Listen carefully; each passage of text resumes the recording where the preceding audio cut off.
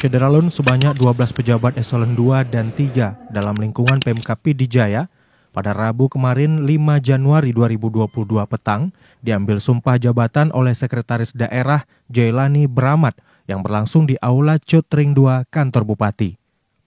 Pengambilan sumpah terhadap 12 pejabat itu berdasarkan SK Bupati Pidijaya nomor PEG 821.2/02/2022 tentang pemberhentian dan pengangkatan pegawai negeri sipil dalam jabatan administrator dan pengawas di lingkungan pemerintah Kabupaten Pidijaya.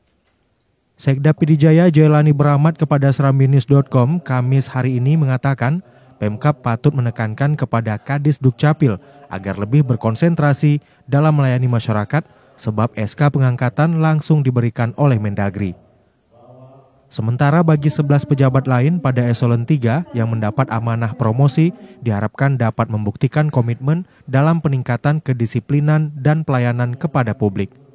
Jailani juga menegaskan pihaknya memiliki tim mata-mata yang selalu memantau dan menilai sehingga akan menjadi evaluasi atas kinerja.